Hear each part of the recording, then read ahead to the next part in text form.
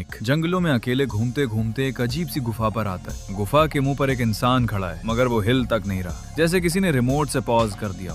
निक थोड़ा सतर्क होता है, आवाज देता है, ओए भाई। कोई जवाब नहीं। वो बंदा वैसे का वैसा ही खड़ा है। निक को शक होता है, अपने डॉगी को कहता है, जा बेटा देख तो जरा कौन है। पर डॉगी ऐसा बर्ताव करता है जैसे उसकी 7 पुश्तों में किसी ने ऐसा डर न देखा हो। अब निक सोचता है, ठीक है, खुद ही जाना पड़ेगा। धीरे धीरे वो उस गुफा की ओर बढ़ता है और तभी कोई इनविजिबल फोर्स उसे रोक रही थी। भाई साहब, दीवार जैसी टाइट हवा थी, हर कदम मुश्किल से उठ रहा था, मगर जिज्ञासा के मारे वो अंदर बढ़ता गया।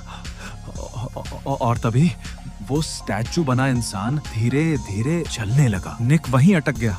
बंदे के पास बंदूक भी है तो रिस्क लेना बेवकूफी, लेकिन अगले ही पल वो आदमी अंधेरे में गायब हो जाता है। निक को समझ नहीं आता कि पीछा करे या बाहर भागे। तभी पीछे की ओर कुछ और अजीब होने लगता है। गुफा के बाहर से रोशनी झपकती है, जैसे टॉर्च किसी ने ऑन ऑफ कर दी हो। फिर किसी की चीख सुनाई देती है, तेज, डरावनी, दिल दहला देने वाली। निक बिना जीपीएस के ऐसा उल्टा भागता है जैसे रणवीर सिंह बिन एनर्जी ड्रिंक के। बाहर पहुंचता है, मगर बाहर अब वैसा नहीं रहा। दिन की रोशनी गायब, चारों ओर रात का अंधेरा। निक कंफ्यूज, मैं अंदर कितनी देर था?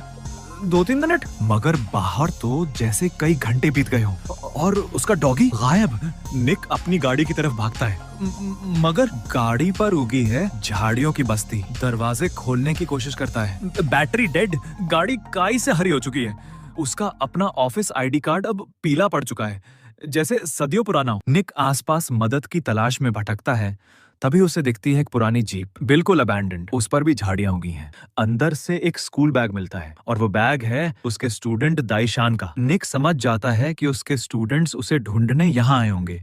शायद वो भी उसी गुफा में गए, शायद अब फंसे हुए हैं। अब निक नहीं रुकता, वो ग्लो स्टिक्स ले आता है ताकि रास्ता याद रख सके। हर 10 कदम पर एक स्टिक गिराता है, लेकिन जैसे ही वो हवा की दीवार के पास आता है, ग्लो स्टिक जादू से हवा में तैरने लगती है। हाथ बढ़ाता है, स्टिक हवा में चलती है। फिर जब वो दीवार पार करता है, स्टिक नीचे गिरती है। अब निक और भी डेडिकेटेड हो जाता है। अब हम टाइम डायलेशन की ओर बढ़ते हैं।